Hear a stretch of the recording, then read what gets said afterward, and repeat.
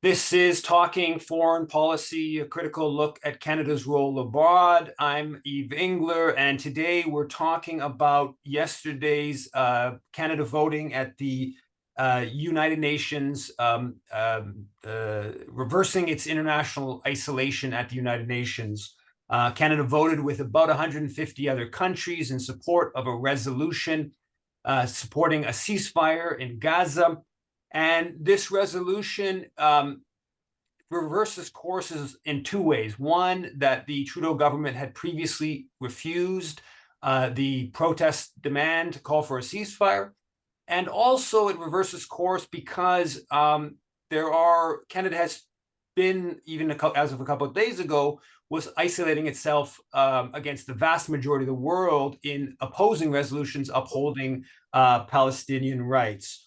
So to discuss this somewhat important UN vote, Dimitri Lascaris is a longtime Palestine solidarity activist, a former candidate for the leadership of the Green Party.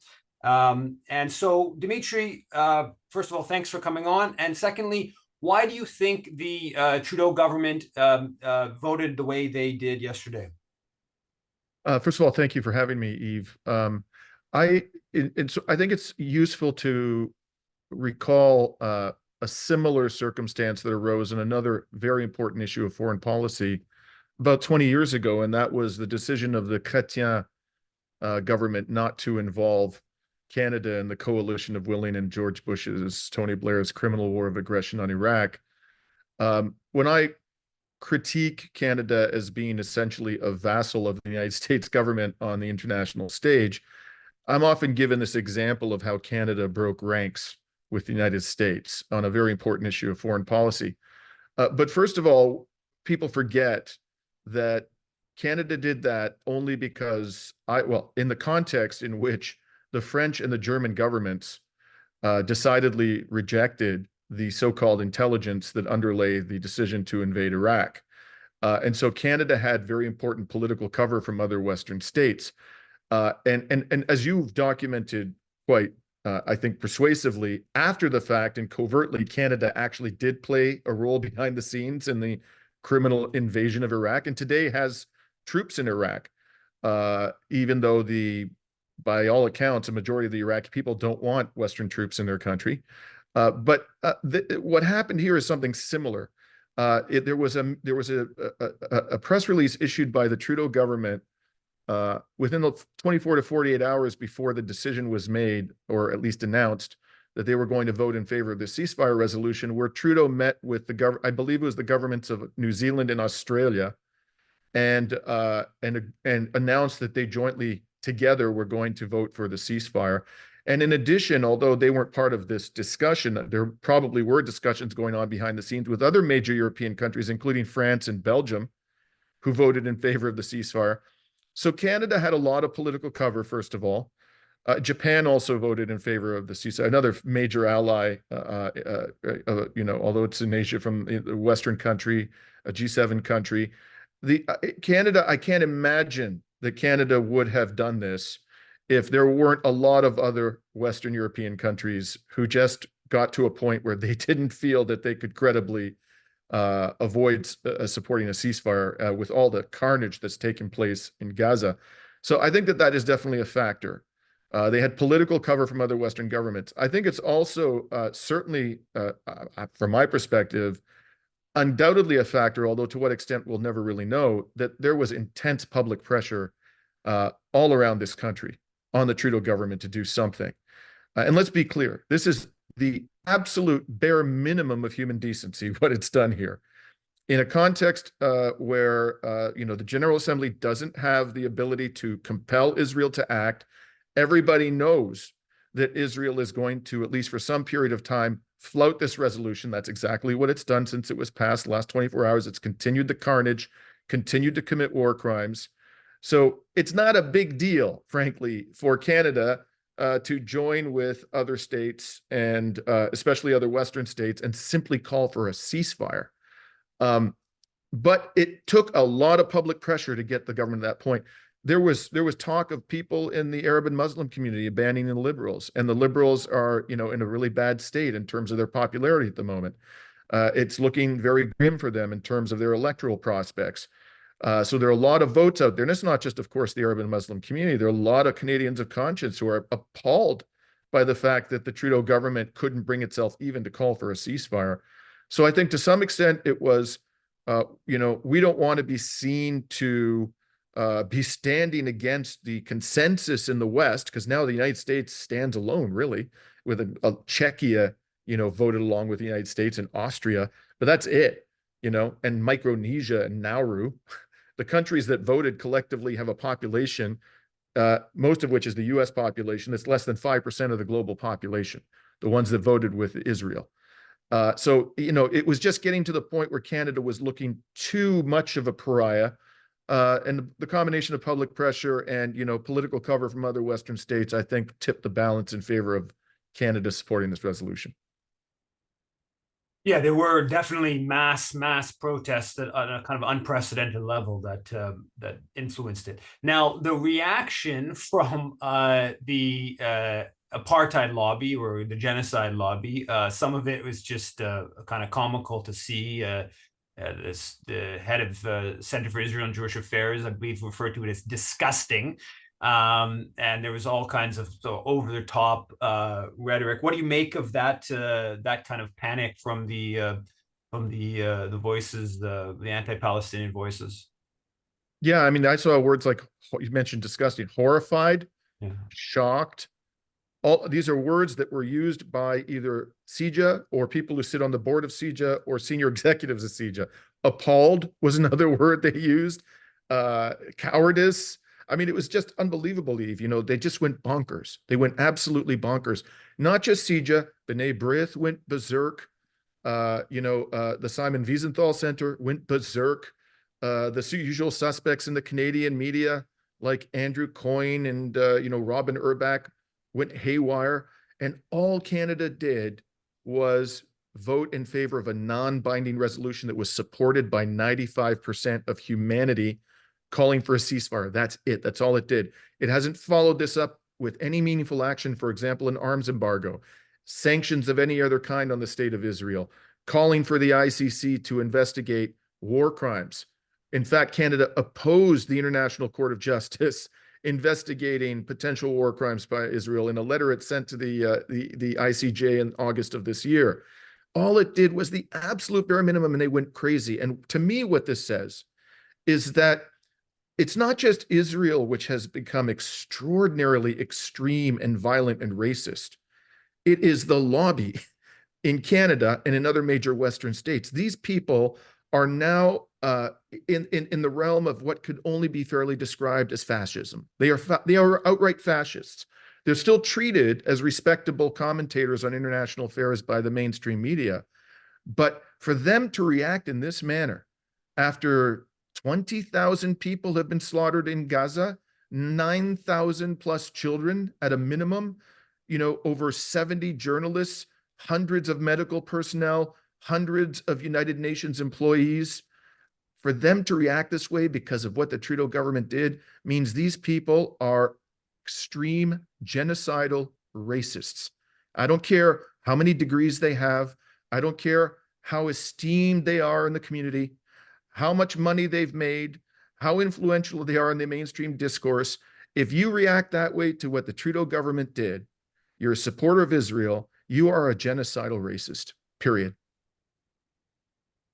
Yeah, and so I certainly agree with that. It is pretty remarkable to watch this play out and this types of reactions. But so this is really an absolute bare minimum, right? And it doesn't compel Israel to do anything. The Security Council resolution that the U.S. Vetoed does have the legal weight of international law. Israel can still, of course, flout that. But it's symbolically important. I think it does also put pressure on the U.S. And part of what this resolution is doing is building that diplomatic pressure, not directly on Israel, but on the patron that's providing the diplomatic cover for all the crimes that Israel's committing, Washington, and it increases the pressure. And there's talk about another resolution to be brought to the Security Council to make it, force Washington's hand one more time. So some of that going on, but from a Canadian perspective, this is really a first step, minimum step. Let's get into a little bit of some of the other steps. You mentioned arms embargo, but yeah, just lay out a few. I mean, I'm of the opinion that if Canada had just treated Israel as a regular right-wing ally, let's say, as they treated Colombia before the current government, trade agreement, different types of aid and diplomatic relations, whatnot, weapon sales. They're just treating Israel like a normal right-wing ally. The Palestine Solidarity Movement would have made a big victory because we in fact treat Israel as this real special kind of case. But yeah, just go through a little bit of what if they're really serious about having Israel stop the slaughter in Gaza, some of the things they could do quite easily. Okay, so they under the Canada Free Trade Israel Free Trade Agreement, they confer trade benefits on the settlements, on products made in the settlements. They do this despite the fact that there's no provision in the Canada-Israel Free Trade Agreement which requires them to do that, and they themselves recognize that the settlements are a violation of the Fourth Geneva Convention. So they could just announce, they don't need to go to any jurisdiction. They have to provide any, adopt any legislation. The government could just announce that we're not going to, provide preferential tariff treatment on products produced in Israel's West Bank settlements. They could say, right now they're doing the opposite. They could say, we aren't going to allow product of Israel labels to appear on any of those products. You're going to have to say that they come from the occupied West Bank, from an Israeli settlement in occupied territory. They could do that without legislation. They could impose an arms embargo. Let's look at all the sanctions they've imposed on Russia. And Russia has not conducted the war there. It's certainly engaged in acts of extreme violence, and there have been civilians killed, no doubt about it. But if you compare the level of civilian casualties, children deaths, the rate at which civilians have been killed in Ukraine to what has happened in Gaza, Gaza is far worse. So why not just impose upon Israel the same sanctions which the Canadian government has imposed upon Russia? They won't even do the bare minimum, which is an arms embargo. Why not write to the International Court of Justice and say, we rescind that letter that we sent you in August of this year. In fact, we now support the International Court of Justice taking jurisdiction over this case and rendering an advisory opinion on Israeli war crimes, potential Israeli war crimes. They could start voting in favor of all the resolutions at the UN General Assembly that support Palestine. While this genocide was happening, this is so outrageous, Yves, they voted against a resolution at the United Nations calling upon Israel to withdraw to the 1967 borders. If Israel doesn't do that, there's no realistic prospect of a Palestinian state. They say constantly that they support the two-state solution. And they vote against a resolution that was supported by the vast majority of states simply calling on Israel to withdraw to the 1967 borders. So why not go to back to what Canada did decades ago, before Martin, before Harper, when they generally voted in favor of UN General Assembly resolutions that supported the fundamental human rights of the Palestinian people? And they could do more than this, right? Just a simple rhetorical transformation in the way they address this conflict. They could start talking about the fact that Israel is potentially committing a genocide, that there is a real case to be made against Israel for genocide. They could start using words like war crimes, crimes against humanity. These are things that are completely absent from the government's lexicon. They could recognize, as has Amnesty International, Human Rights Watch, the UN Human Rights Council, B'Tselem, Yesh Din, and on, that Israel is committing the crime of apartheid, instead of denying that that's the case without ever explaining why they disagree with the human rights consensus. There's so many things they could do, Yves. They have done the absolute, I cannot stress this enough, because, we in the Palestinian solidarity community in this country, we have been conditioned to be grateful for crumbs. I've seen this over and over and over again. Once in a while, the Trudeau government will toss us a crumb and we get all excited and we clap like trained seals and we go, oh, great, look what they've done.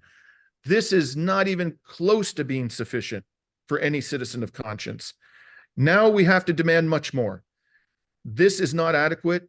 It's insult, and in fact, this exercise in rank appeasement that the government engaged in after it cast this vote. Trudeau gets on the phone. He calls the war criminal Netanyahu, who was almost apologizing for this, almost apologizing, instead of berating the war criminal for the genocide that he's masterminding in Gaza. And then Melanie Joly came out and she was saying things like, we demand the return of the hostages and those brutal savages from Hamas and all and on and on. And there were other people who were trotted out from the Trudeau government to appease the lobby. What they should be doing is saying, this is the beginning. Okay, we've had it. We're done. We cannot support this any longer. And if Israel doesn't stop, we are going to escalate. And we're going to move in the direction of taking the steps that we've taken with respect to Russia, for example, Iran, China, on this whole Uyghur question. That's what they should be doing. And we in the Palestinian solidarity community should not even begin to be content with what was accomplished yesterday. It's significant. We deserve a little bit of credit for this, I think, collectively as a movement, but it's not remotely enough. Well, that was thanks a lot, Dimitri. This is the Canadian, this is Talking Foreign Policy, international perspective on Canada's role abroad. And thanks again, Dimitri Lascaris. Thank you.